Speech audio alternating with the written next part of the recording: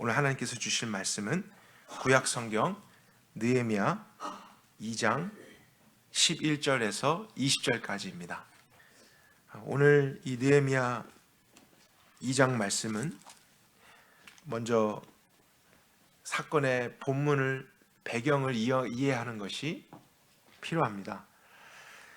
저희들이 보고 있는 이 사건은 이스라엘이 바벨론 포로 생활에서 벗어나서 다시 이스라엘 땅으로 돌아온 직후에 일어났던 일을 담고 있기 때문입니다. 주전 586년에 이스라엘은 바벨론에 의해서 완전히 점령당했었죠. 땅은 다 황폐화되고 사람들은 포로로 잡혀갔습니다. 근데 그 모든 것은 전쟁으로 인해서 일어난 하나의 역사가 아니라 사실 하나님의 심판이었습니다. 하나님은 이스라엘이 죄를 버리고 돌아오지 않으면 그런 심판을 이루시겠다 몇 번 말씀하셨지만 이스라엘은 끝까지 죄를 버리지 않고 하나님을 버렸습니다. 그래서 하나님은 이방 국가에 의해서 멸망당하게 하신 것이죠.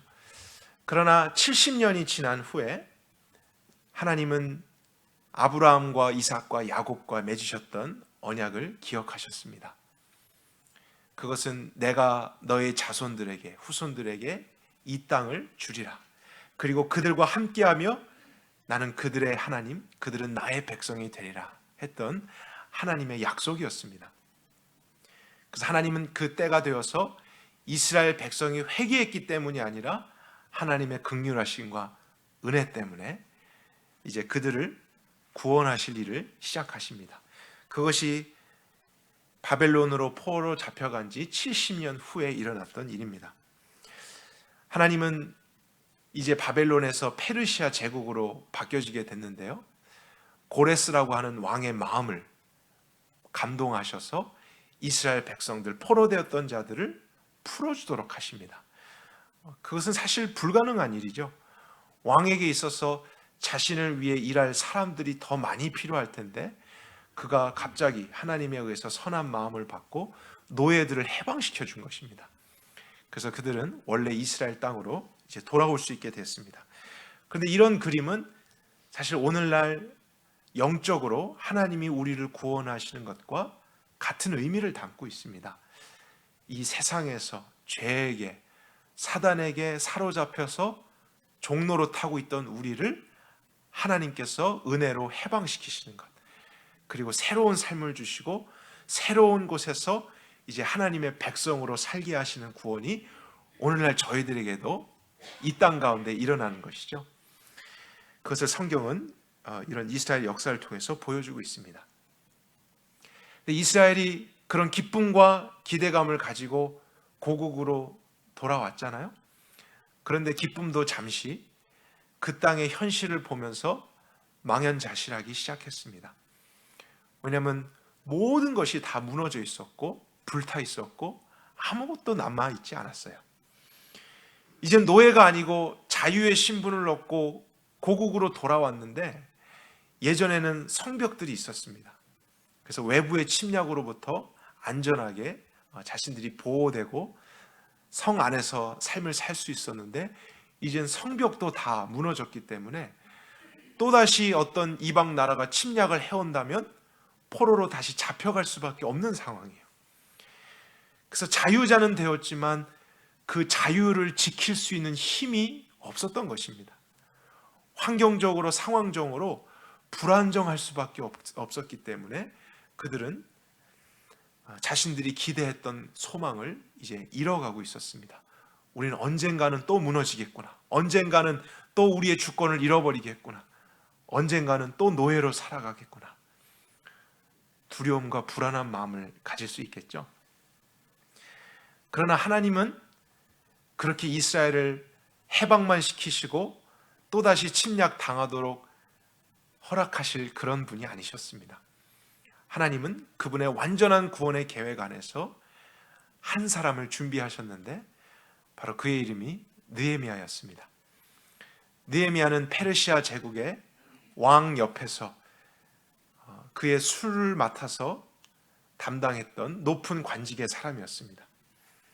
근데 어느 날 하나님께서 느헤미야에게 다가오셔서 그의 마음을 감동하셔서 이제 그도 자신의 모든 관직을 내려놓고 다시 이스라엘 땅으로 돌아가 그 백성들을 돕는 사역에 특별히 담당자로 세워지게 됩니다. 근데 느헤미야가 이 일을 위해서 먼저 왕에게는 허락을 받아야겠죠. 높은 관직이 있었으니까요.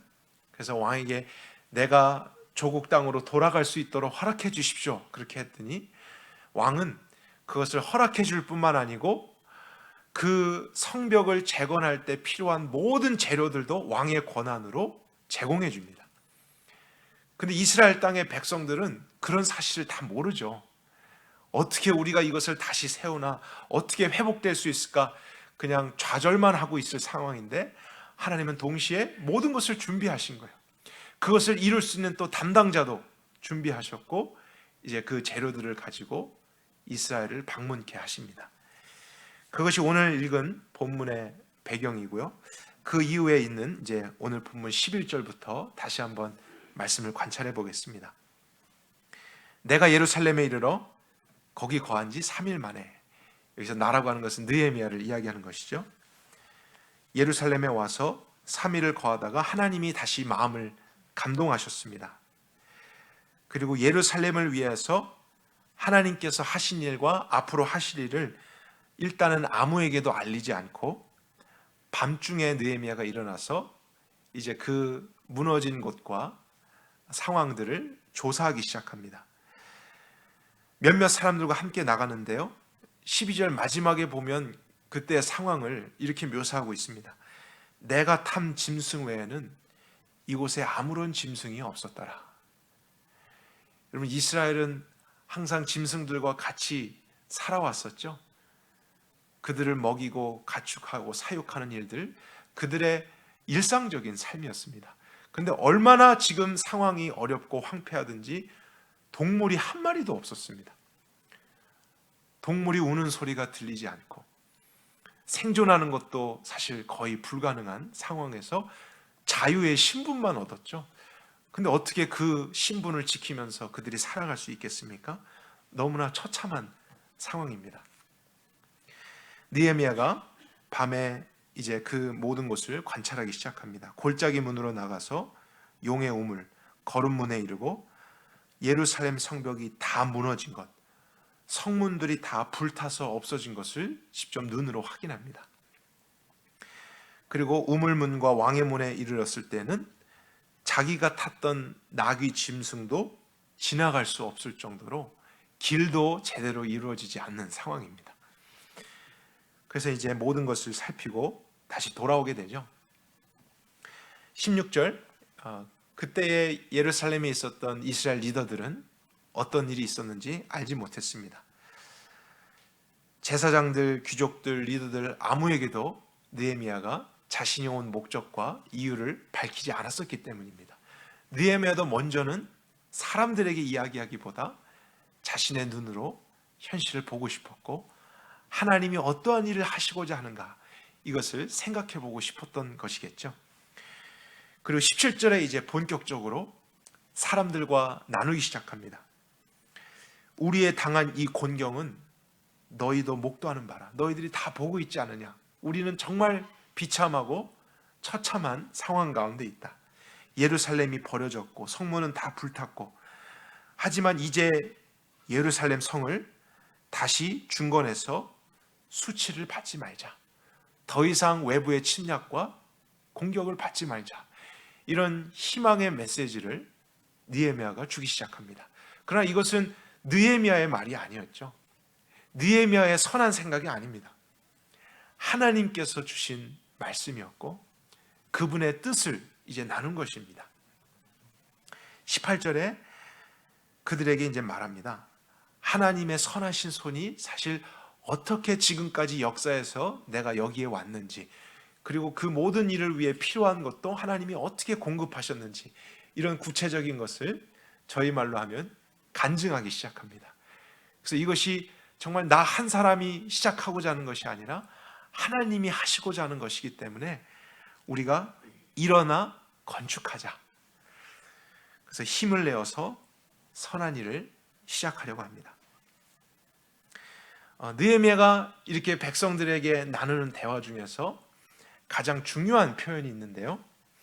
근데 공교롭게도 전수성경에는 그것이 잘 나타나 있지 않습니다. 물론 이제 영어로는 잘 나와 있는데요. 17절, 18절에 영어로 보면은 Let us rise up. Let us build the wall of Jerusalem. 그렇게 되어 있습니다.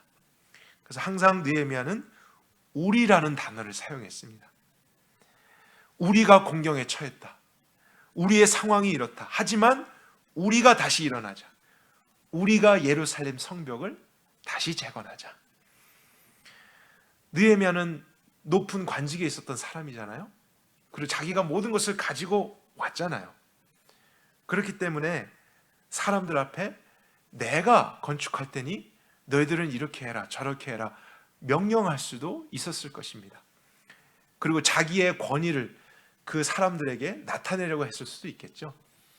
하지만 느헤미야는 그러한 방식으로 일하지 않았습니다. 그의 마음속에는 이 모든 것이 하나님 안에서 우리에게 주어진 사명으로 이해했기 때문에 그들과 같은 형제의 입장에서 나눴던 것이죠.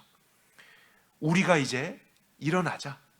우리 모두 다 지금 보여지는 현실은 이렇지만 믿음으로 하나님이 하실 일을 기대하고 같이 성벽을 세우자. 그래서 사람들은 그 느헤미야를 통해서 듣게 된 하나님의 계획 안에 용기를 얻고요, 힘을 얻고 일을 시작하게 되었습니다. 이런 이스라엘의 역사, 저희들이 보고 있는 실제로 나타났던 하나의 사건이지만 이것은 오늘날의 하나님의 나라와 교회에 대해서 그림자와 같이 보여주는 그런 사건입니다. 영적인 의미를 담고 있는 것이죠. 하나님의 나라를 이해하는데, 하나님의 나라가 움직이는데 가장 중요한 것도 이와 같은 원리라는 것을 하나님은 저와 여러분에게 깨닫기를 원하시는 것입니다. 하나님의 나라는 하나님의 사람들이 함께 믿음으로 연합해서 같이 세워가는 것입니다. 그것이 저와 여러분에게 하나님이 주시고자 하는 뜻입니다. 하나님의 나라는 절대로 어떤 실력 있고 전문가 한 사람이 나타나서 모든 문제를 해결해 주는 식으로 이루어지지 않습니다. 교회도 마찬가지입니다. 하나님은 절대로 그런 식으로 일하지 않습니다. 만약에 그런 식으로 되었을 때 나타나는 문제는 무엇이냐면요, 사람들은 하나님을 경험하고 의지하고 믿기보다는 그 사람을 주목하기 시작하죠. 그리고 사람의 힘에 의해서 이루어지는 것, 사람 수준으로밖에 완성될 수 없습니다. 그러나 하나님이 주체자가 되셔서 시작하시고 진행하시고 완성하시는 일, 그것을 우리 모두 다 같은 믿음으로 바라보고 현실은 이렇지만 우리가 일어나자. 우리가 이제 함께 협력하고 그 성벽을 세우자. 이러한 원리로서 나아가게 될 때 하나님의 뜻은 평범한 사람들을 통해서도 위대하게 이루어질 수 있는 것입니다. 우리는 그 역사적인 증거를 성경에서도 보고 있고요, 또 저희들 교회 안에서도 오늘날 보고 있는 것입니다. 세상의 가치관은 언제나 나를 집중하게 하잖아요. 개인주의입니다. 나의 실력, 나의 권위, 나의 힘, 내가 가진 물질, 이것을 통해서 모든 것을 자기의 뜻대로 만들어내려고 하지만 하나님의 나라는 나와 너라고 하는 개념이 사라지고 우리가 되는 것입니다. 그래서 예수님도 그 하나님의 나라를 가르치실 때 이런 기도를 가르치신 것이죠. 하늘에 계신 나의 아버지가 아니라 우리 아버지요, Our Father, 이렇게 기도하라고 하셨습니다. 우리가 바라보고 의지해야 될 대상, 그리고 그것은 한 사람의 일, 또 몇 사람의 일이 아니라 우리의 일인 것입니다.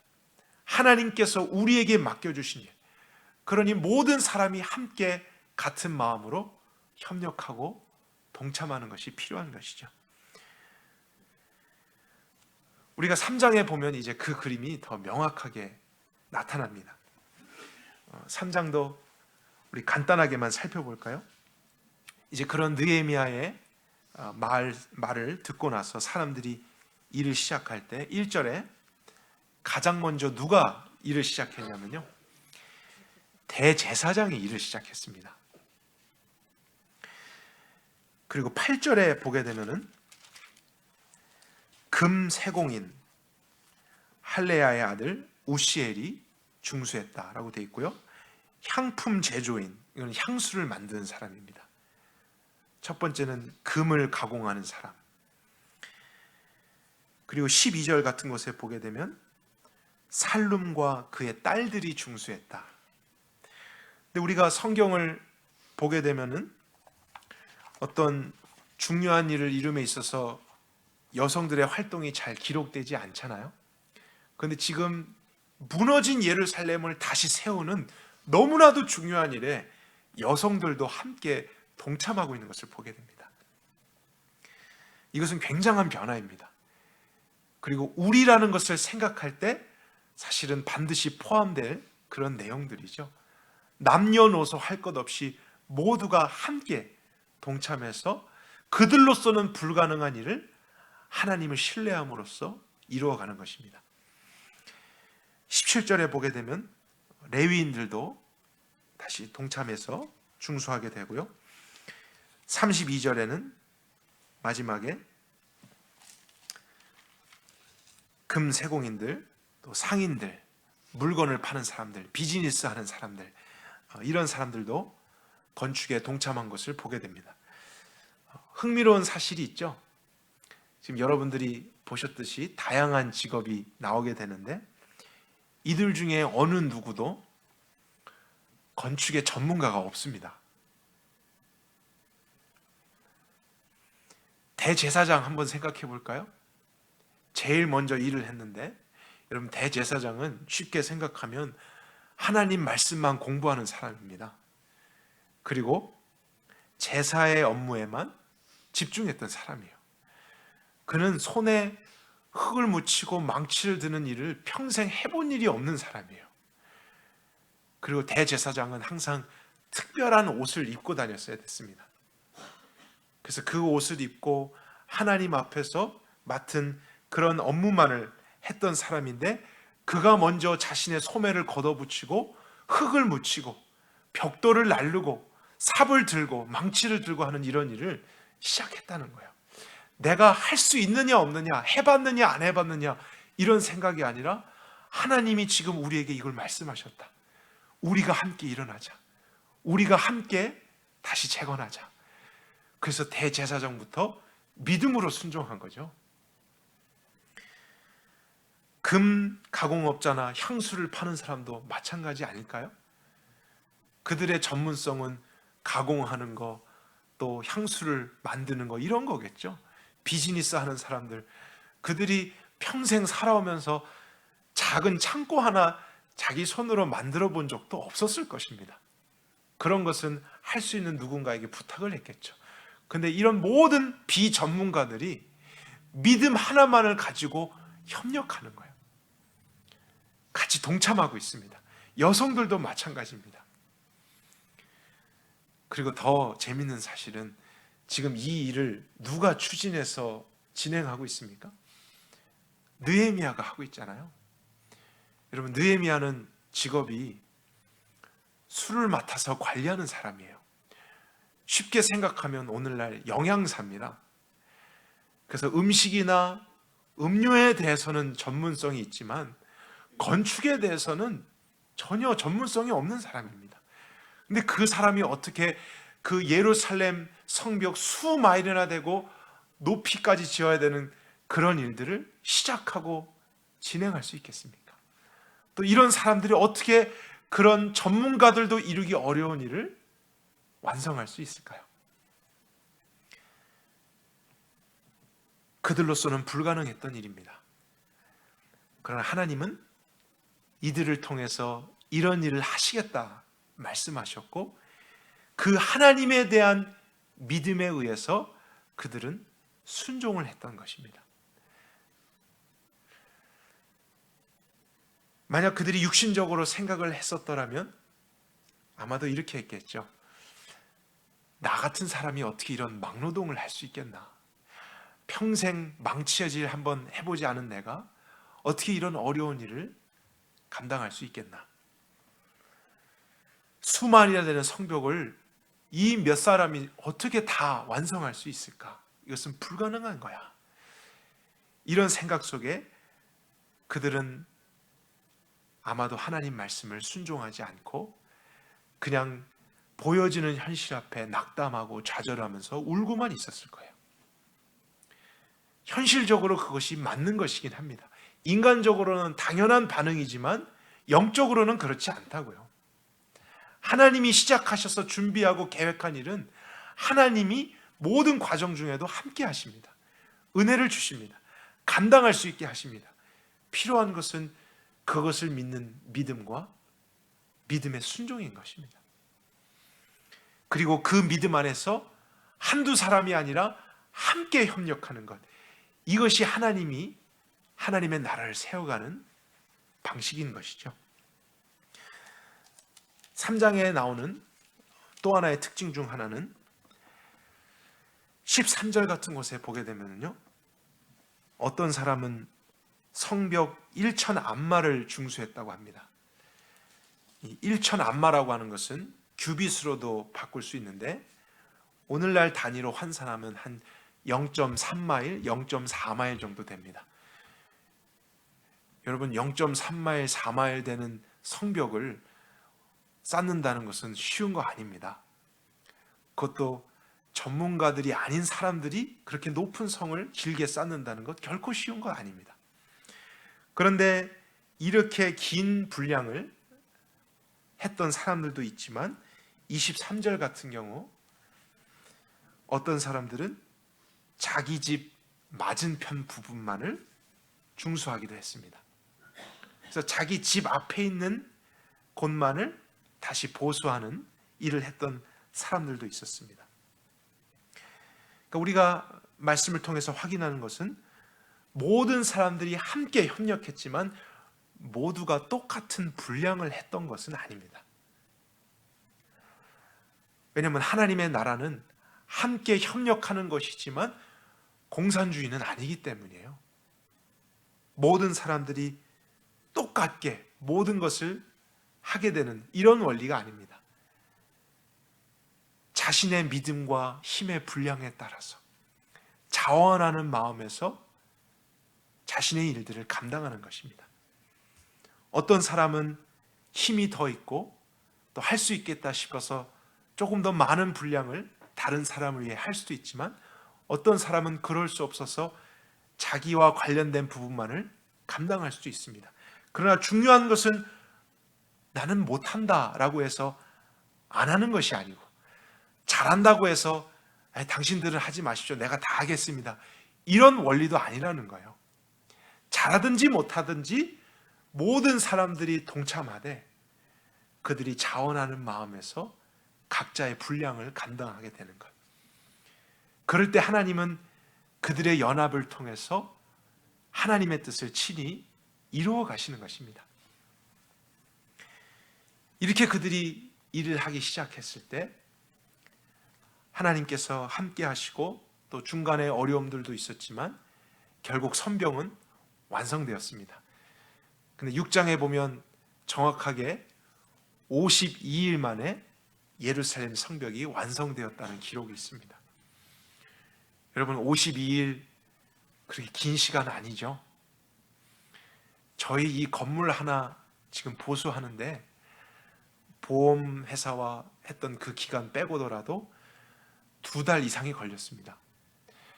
그런데 한 도시를 둘러싸고 있는 높고 긴 성벽을 이 사람들이 전문성도 없는데 52일 만에 세웠다는 것은 기적입니다.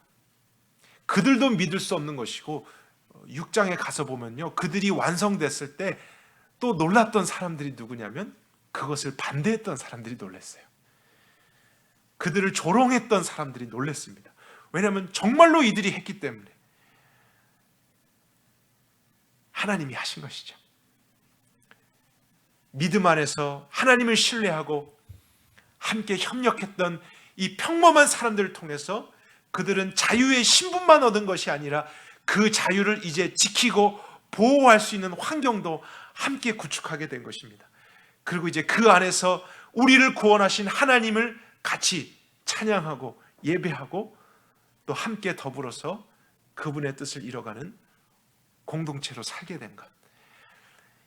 이것이 저희들이 보게 되는 이스라엘의 역사입니다. 저는 우리 서남 침례교회도 이런 일들이 많아지기를 원합니다. 이런 원리가 더 깊이 있게 세워지기를 원해요. 교회는 절대로 목사 한 사람이나 몇 명의 유능한 사람들이 결정하고 인도해가는 그런 조직이 아닙니다. 그것은 세상의 비즈니스가 이루어지는 방법이죠. 우리 모두는 계급이 없습니다. 많이 배웠든지 못 배웠든지 가졌든지 못 가졌든지 이것이 우리의 기준 아닙니다. 우리 모두는 한 하나님 밑에서 한 믿음으로 한 성령 안에서 그분이 맡겨주신 것을 함께 이뤄가도록 부름을 받은 자들입니다. 우리 모두는 다른 배경을 가지고 다른 역할들이 있잖아요. 다양한 직업들이 있습니다. 저희 교회 안에서도 제가 생각해 보다가 참 재밌는 생각을 하게 됐어요. 야, 규모는 작아도 모든 연령층들이 다 있구나. 제가 그것을 보고 조금 놀랐었습니다. 0세부터 10세도 있고요, 10대도 있고 20대도 있고 30대도 있고 40대도 있고 50대도 있고 60대도 있고 70대도 있고 80대도 있더라고요. 모든 세대가 있습니다. 그리고 다양한 직업이 있잖아요. 하나님은 이런 사람들이 이제는 한 믿음 안에서 함께 협력하게 될 때 하나님께서 이루시는 일을 경험하게 될 것이다. 이런 소망을 우리가 갖기를 원하십니다. 그리고 하나님은 그 목적을 위해서 우리를 이곳에 세워주신 것이죠. 저는 지난 몇 달 동안에 보여지는 건물을 세움에 있어서도 하나님께서 그 원리를 저희들에게 가르쳐 주셨다고 생각합니다. 우리들 중 어느 누구도 이런 건물을 보수하고 모든 것을 법적으로나 행정적으로 아는 것에 전문가는 없었습니다. 작년 6월에 우리가 이 사건을 만났을 때 많이 낙담하기도 하고 걱정하기도 했던 것이 사실입니다. 우리가 다시 회복할 수 있을까? 이런 마음을 가지신 분도 있었을 것입니다. 그러나 하나님께서 우리에게 단순히 보여지는 건물을 깨끗하게 해주는 것을 주시려는 게 아니라 이 모든 과정 중에서 경험한 그 하나님을 믿음으로써 이제 보이지 않는 모든 영역들도 우리의 믿음과 신앙과 영적인 회복과 부흥과 하나님의 나라를 세워가는 일도 이와 같은 원리로 서남교회가 일어나기를 원하신다는 것이죠.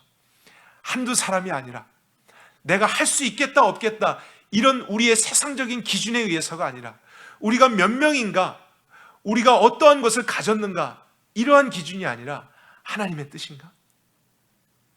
그리고 하나님이 우리와 함께 하시는가? 그렇다면 형제들이여, 우리가 일어나십시다. 그리고 우리가 일어나서 함께 하나님의 나라의 성벽을 다시 세워가십시다. 이러한 믿음으로 출발하게 되면요, 하나님이 하십니다.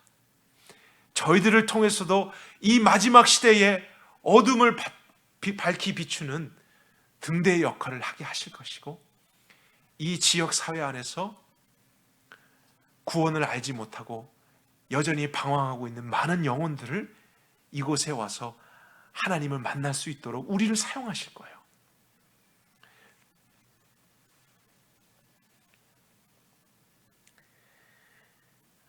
그런데 하나님께서 이런 선한 일을 이뤄 가시는 상황 가운데 오늘 본문에 보게 되면은 마지막에 다른 종류의 사람들이 등장합니다. 우리가 마지막으로 이 내용을 같이 살펴보겠습니다. 18절에 느헤미야를 통해서 정말로 힘있게 소망적인 메시지가 이스라엘 백성들 안에 전해졌는데요.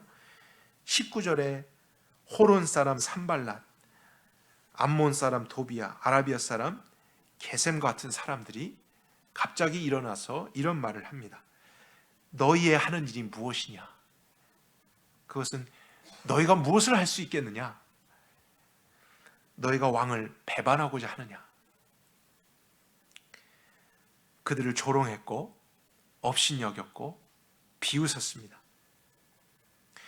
이제 막 포로에서 돌아왔던 이스라엘, 동물도 한 마리 없고 그들이 가진 것도 없고 힘도 없고 전문가도 없는데 그런 이스라엘을 다시 세우는 일 너희들이 어떻게 하겠느냐? 말도 안 된다. 현실적으로 생각을 해보아라. 너희 눈으로 한번 보아라. 이제 이렇게 그 사람들이 이야기해 주는 것이죠.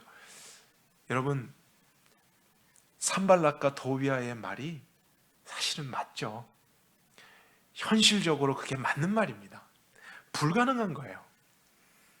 그러나 더 큰 공격은 무엇이냐면 그 불가능한 현실을 계속 생각하게 함으로써 이스라엘 백성들이 영적으로 하나님을 의지하지 못하게 하려는 것입니다.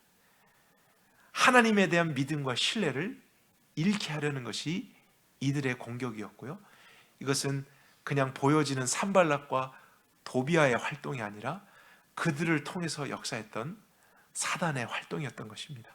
하나님의 나라를 어떻게든지 재건되지 못하도록 방해하려고 했던 사단. 그런데 우리가 명심해야 할 것은 그 사단의 활동은 오늘날도 똑같이 있다는 것이죠. 저와 여러분이 우리가 가진 것과 현실, 눈으로 보이는 것을 가지고 하는 것이 아니라 함께 하신 하나님과 그분의 뜻을 분별해서 이제 우리가 되어서 선한 일을 이뤄가려고 할 때 항상 이러한 사단의 공격이 찾아오게 됩니다. 너희들이 무엇을 할 수 있겠느냐? 너희들을 보아라. 가진 것을 보아라. 숫자를 보아라. 경험을 보아라. 너희들이 이 세상 앞에 무엇이냐?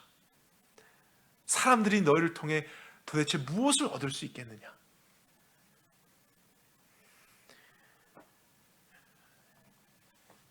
그러나 이러한 상황에서 우리는 느헤미야를 통해 다시 한번 바른 마음을 가져야 할 것입니다. 우리 마지막 20절, 3장 20절은 같이 한 목소리로 다시 읽도록 하겠습니다. 내가 대답하기를 하늘의 하나님이 우리로 형통케 하시리니 그의 종들인 우리가 일어나 건축하려니와 너희는 예루살렘에서 아무 기업도 없고 권리도 없고 기억될 바도 없다 하였노라. 느헤미야가 했던 것은 다른 것 아니에요. 하나님의 말씀을 다시 한번 선포한 거예요. 여러분, 우리는 하나님의 말씀을 나 자신과 서로를 위해서도 계속 선포해야 될 줄 믿습니다. 우리의 보이는 것과 듣는 것에 따라서 우린 너무나 쉽게 영향을 받기 때문에, 또다시 두려워하기 때문에, 또다시 위축되기 때문에 우리는 우리 자신의 육신적인 길로 가지 않도록 하나님과 하나님의 말씀에 집중해야 됩니다. 하늘의 하나님이 우리로 형통케 하실 것이다. 우리가 하는 모든 일에 복을 주실 것이다. 왜냐하면 이것은 하나님의 일이기 때문이다. 그리고 우리는 일어나서 건축할 것이다. 이스라엘 백성은 이제 갈림길에 있는 것이죠. 현실을 선택하느냐 아니면 하나님께 순종할 것이냐. 저와 여러분에게도 마찬가지의 영적 갈림길이 있다는 것을 생각하십시오. 저희들이 이제 이렇게 새롭게 단장된 곳에서 하나님은 분명히 하나님의 뜻을 맡겨주시고 우리에게 믿음을 요구하실 것입니다. 여러분, 절대로 이런 공간은 우리만을 위해서 주신 건 아닙니다. 우리만 더 깨끗하고 안전한 곳에서 편안하게 예배드리고 생활하라고 주신 것 아닙니다. 하나님은 정말 이 마지막 시대에 더 많은 영혼들과 더 많은 사람들이 좌절과 죄와 잘못된 신앙과 세상의 흐름 가운데서 다시 하나님께로 돌아올 수 있도록, 하나님의 나라로 구출되어 올 수 있도록 저희들을 사용하기를 원하십니다. 그리고 이 자리에 그런 사람들과 함께 예배하기를 원하십니다. 그리고 우리가 함께 그런 사람들과 사랑을 나누고 협력하고 같이 일어나기를 원하시는 것이죠. 하나님께서 그러한 말씀과 명령을 우리에게 주시고자 할 때 사단은 언제나 우리 자신을 보게 한다고요. 너희들이 뭘 할 수 있겠느냐? 너희들이 그것을 해보았느냐? 할 수 있겠느냐? 눈으로 보이는 것에 두려움을 주고 걱정을 주고 자신감을 잃게 하죠. 그러나 그때에 저와 여러분은 보여지는 현실을 선택하지 말고 하나님과 하나님의 말씀을 선택할 수 있길 바랍니다. 하늘의 하나님께서 우리와 함께 하심으로 우리 하는 모든 일에 복을 주시며 형통케 하실 것이다. 그분의 일은 그분이 이루신다. 보여지는 이 건물을 통해서도 우리에게 그런 교훈을 주신 것입니다. 여러분에게 다 나누진 않았지만 정말 하나님께서 처음부터 오늘날까지 많은 곳에서 역사하셨습니다. 사람을 통해서, 사건을 통해서 역사하셨습니다. 처음 보험회사와의 일이 지연되고 있을 때에도 퍼블릭 어드저스터로 일을 해줬던 마크라고 하는 형제는 지역교회 집사님이었는데 계속 보험회사와의 그런 일들 통해서 저에게 문제가 잘 해결되지 않을 것 같습니다 하는 그런 내용을 솔직하게 나눈 적이 있었습니다.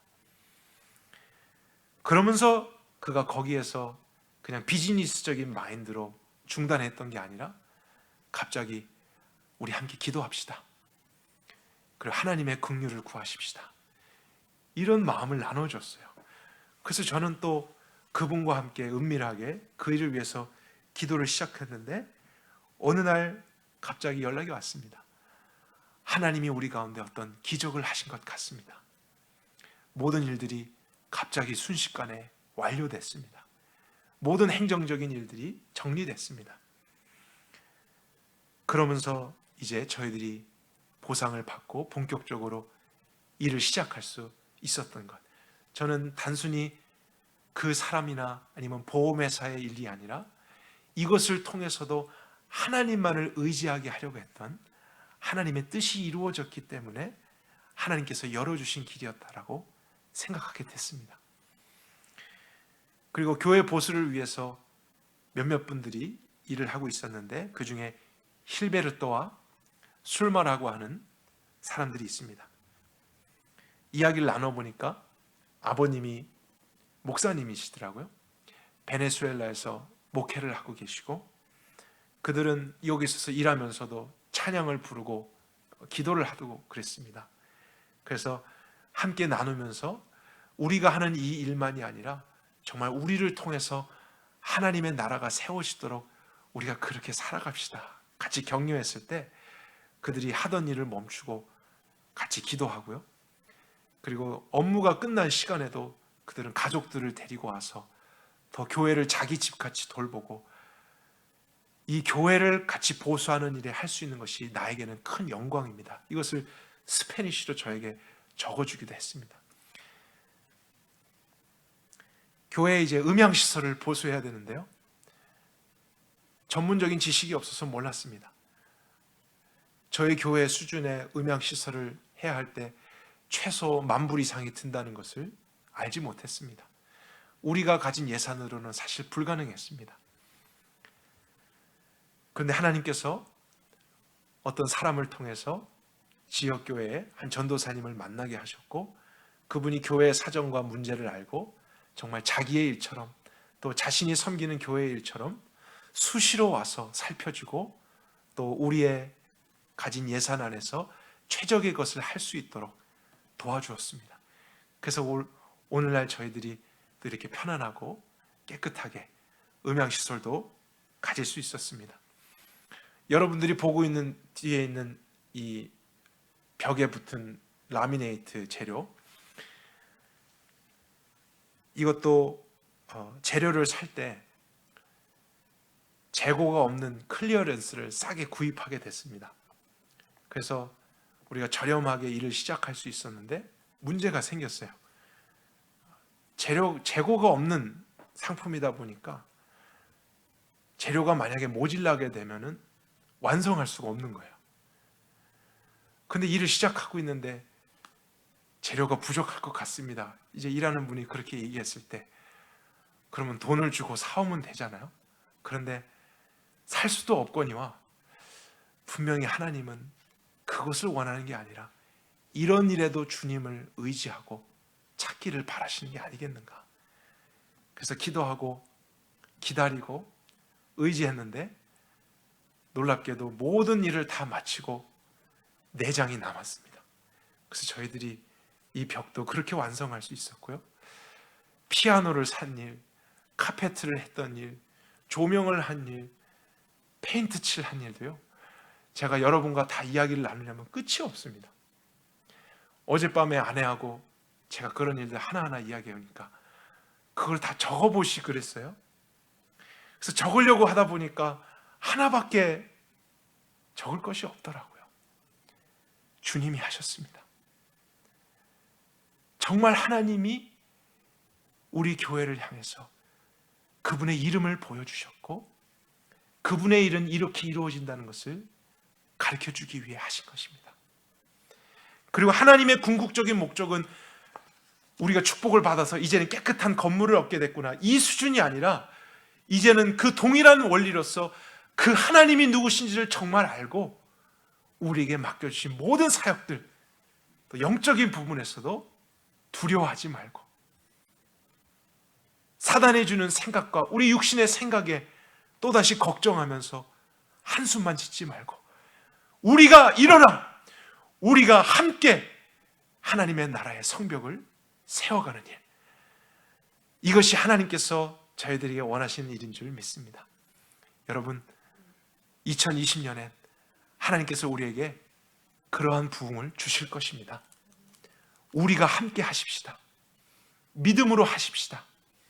우리의 손에 무엇이 있는지를 보지 말고 우리의 마음속에 그분의 나라를 품으십시다.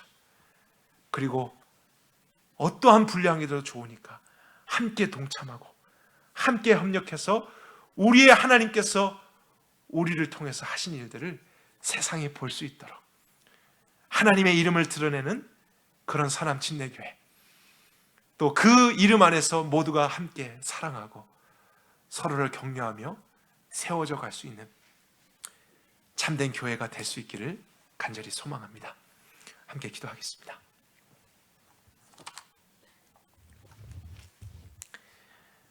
하나님,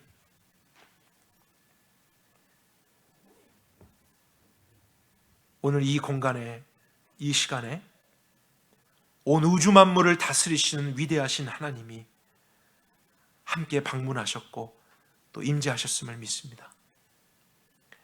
하나님이 어떤 분이신지를 지난 몇 달의 사건을 통해서 우리에게 경험케 하셔서 감사합니다. 하나님은 그냥 성경 안에 글자 속에만 있는 하나님이 아니라 오늘날 우리의 삶에도, 이 시대에도 구체적으로 실제적으로 역사하시는 살아계신 하나님이신 줄 믿습니다. 신실하신 하나님이신 줄 믿습니다. 모든 것을 아시고 모든 것을 안대로 이루실 수 있는 능치 못함이 없으신 하나님이신 줄 믿습니다.